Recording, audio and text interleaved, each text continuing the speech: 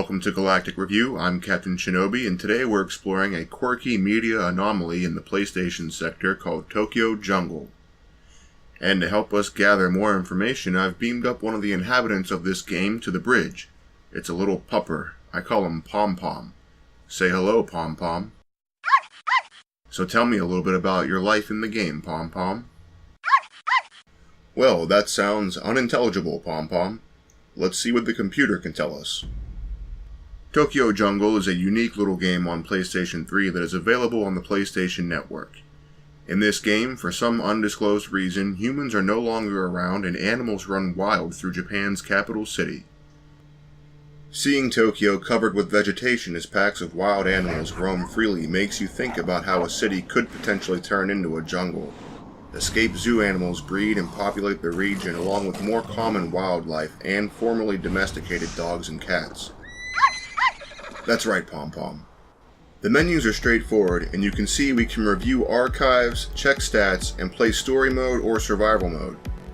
There are also online leaderboards, and you can compare your scores to people around the world. Unfortunately, I didn't see any audio options anywhere to let me turn down the music. Not that the music is bad, but it does get repetitive after long sessions, and I tend to listen to other music.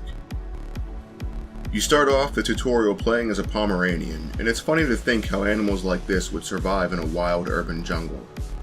What would all of our pets do if we weren't around to take care of them anymore? You're starting to repeat yourself, Pom Pom.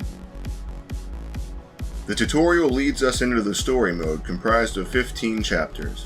Different chapters will focus on different animals and their struggle for survival. Once you complete a story mission, 3 new archives will appear when you play survival mode. Through the archives, we learn a little bit more about what caused all the humans to disappear. You must also collect these archives in order to unlock the next story mission. Some of the later story missions can be pretty challenging, and the hyena missions in particular can be rather annoying. They are stealth missions in which you will fail if any enemy even spots you. So you have to try over and over again until you figure out the best path to take. There are only a few of these missions though, so it's not too bad. Listen, Pom Pom, I can host the show by myself, alright? The story mode is cool because it gives you unique scenarios to play through along with fun story elements involving many of the different animals in the game. However, the main theme of the game is survival, of course, and as such you will find the bulk of your gameplay in survival mode. Not only are you required to play survival mode if you want to progress through the story, but you will also be compelled to play through survival mode to unlock new animals. And of course, survival mode is pretty fun too.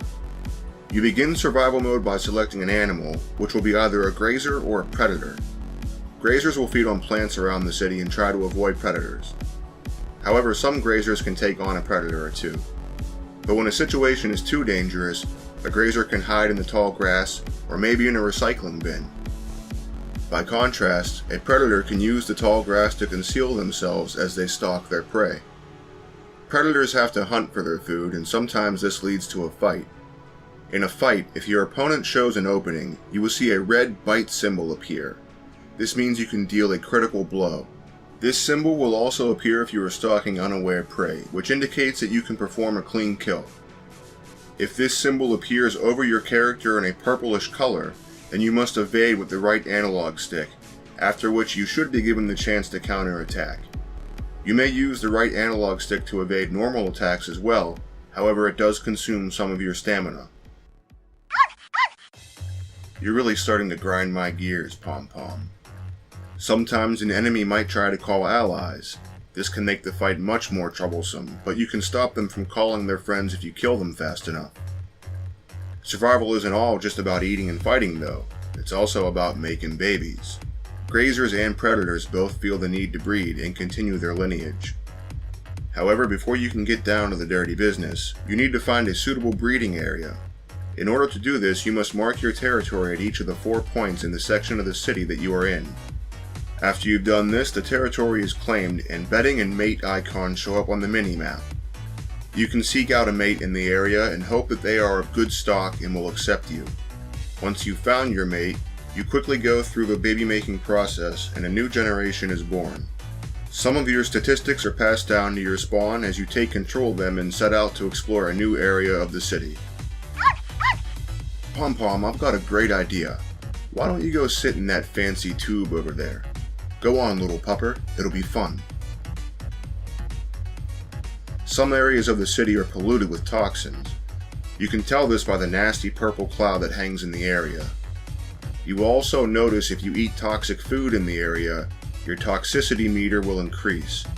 Obviously, you'll want to avoid consuming too many toxins for the sake of your survival. You can find some consumable items along the way to help reduce your toxicity. There are other items that you can find that will restore health and reduce stamina loss. You can even find a magazine that will fill you with pep. Yes, Pom Pom, you're certainly full of pep too, and your pep is going to be very useful to me soon as I recycle your matter into fuel for my engines. Goodbye, Pom Pom. Survival mode gives you challenges as well, such as reaching a certain amount of caloric intake or killing a certain amount of animals. You earn points for completing challenges, and you can also unlock clothing items for the animals to wear, which can give you bonuses. Plus, you get to see the kitty cat in a cozy sweater. Survival challenges are also the way to unlock more of the animals, but to be honest, between playing survival to unlock new story missions and to unlock new animals, sometimes it can feel a bit repetitive and a little grindy. That's not to say that the game isn't fun though, because this game is really worth playing. The graphics don't necessarily stand out on the PS3, but the art style is consistent and appealing, and the overall presentation is well done. The city looks really cool, and the animals are fairly realistic looking. This game is pretty good, it's got an interesting premise and style, and the gameplay can be really fun. If you're trying to unlock everything though, it can be a little tedious, so this might be one of those games that you periodically take breaks from for a while. But it's definitely worth giving Tokyo Jungle a try and see how keen your animal instincts are. Thank you everyone for joining me for this Galactic review. I want to note that no actual pom-poms were harmed in the making of this video, and if you liked the video, please go ahead and let me know down below. If you want to continue to explore the galaxy of media with me, please go ahead and subscribe. Until next time, Captain Shinobi signing out.